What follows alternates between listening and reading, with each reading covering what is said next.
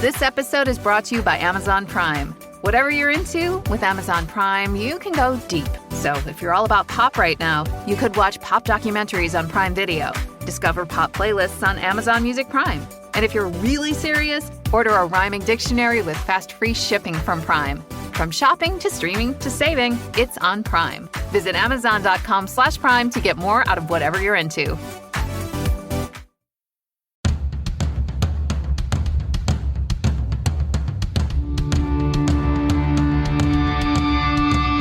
This is the Mistress Carrie Situation Report for March 20th, 2023. Your daily entertainment headlines, industry info, and everything rock. Longtime Def Leppard drummer Rick Allen has issued a statement following his brutal attack last week, suffering a head injury and was allegedly assaulted by a teenager in a, quote, sneak attack just a day after the band performed in Florida last week.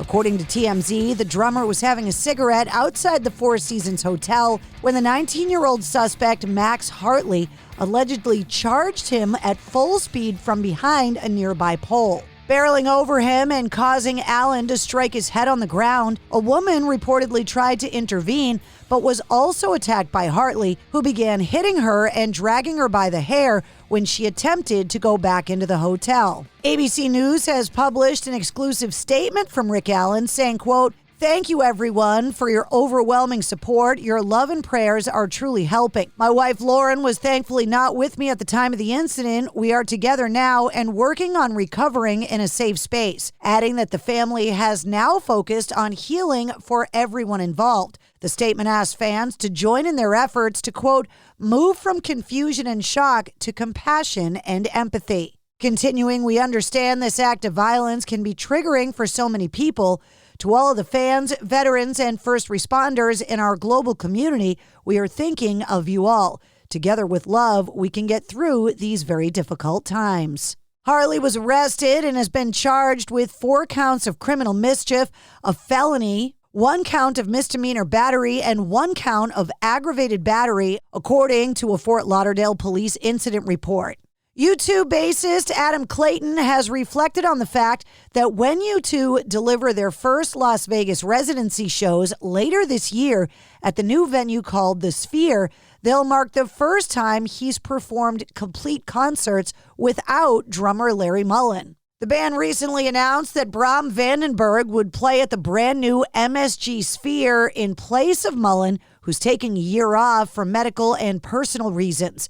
While Clayton has participated in a number of side projects over the years, the only times he's been on stage with a different drummer are a handful of impromptu or brief guest spots. The bassist told Billboard, quote, "I don't know what it's going to be like. I haven't played with anyone else before. I know playing with Larry Mullen, he has always made me sound good, and that was half the job done. So it might just keep us on our toes." Speaking of drummers, Nandi Bushell has joined a chorus of voices supporting the White Stripes drummer Meg White after writer Lachlan Markay called her, quote, "terrible."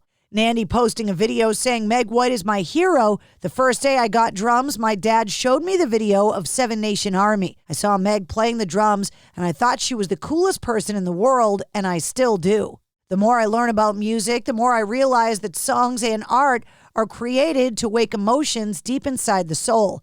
No matter how fast my fills get or the number of rudiments I learn, if I can't write a song that moves people, then I can't call myself an artist." Singer Ryan McCombs played his first gig back with Drowning Pool on Friday night. The longtime Soil frontman, who has lived in England since 2018, originally joined Drowning Pool in 2005, appearing on 2 of the band's albums, as well as a live album in 2009.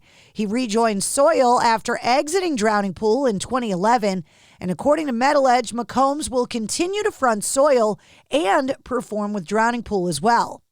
Rush are now streaming a visualizer for the Analog Kid ahead of the Signal reissue. Rush is celebrating 40 years of Signals coming up on April 26th with a super deluxe version of the album featuring a new cover by Hugh Sim and the 2015 remastered audio on vinyl for the first time ever. The box set, as well as other Rush-related stuff, is available online. That includes 8 printed lyric sheets originally hand-drawn by Neil Peart. Signals was the last Rush album produced by the band's longtime producer Terry Brown, and spawned 3 major hits for the band: New World Man, Subdivisions, and Countdown. According to The Sun, Matt Cameron could be the Foo Fighters drummer for their gigs across the United States and Canada between May and September of this year. Cameron could therefore become their live drummer in place of the late Taylor Hawkins, who passed away on March 25th of last year. According to the article in The Sun, the Foos would also be considering Angels and Airwaves drummer Adam Willard as a second drummer who would be on rotation with Cameron. According to an insider quoted in the article, both drummers have been rehearsing at Studio 606, the Foos studio. According to Variety magazine, actor Lance Reddick has passed away at the age of 60. The renowned performer appeared on shows like The Wire and Lost, and has also appeared in every film in the John Wick franchise as the Continental Hotel's concierge, Sharon. John Wick Chapter 4 comes out this week.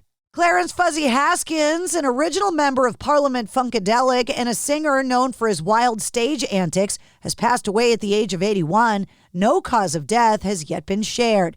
His former bandmates George Clinton and Bootsy Collins confirmed the news on Friday, sharing personal tributes of the performer. George Clinton writing on Instagram, "We are saddened to announce the passing of an original Parliament Funkadelic member, Clarence Eugene Fuzzy Haskins." And drummer Carmine Appice recently said in an interview that Mick Mars wasn't getting along with the other band members in Motley Crue towards the end of his touring career. Appice spoke at length about Mars not being happy that his final tour with the band was, quote, pre-recorded and that everything was on tape. Mars felt flying everywhere was a huge waste of money and that he had his own tour bus. Since then, bassist Nikki Sixx caught wind of the comments, saying, quote, "I love how people talk for us without talking to us. This is why the media has lost credibility. Obviously, by printing BS, they make money off of advertising, and we're not into the clickbait game." He also responded to a fan saying that Carmine Appice was a washed-up drummer trying to speak for us, and the bottom-feeder media running with it took money off of lies.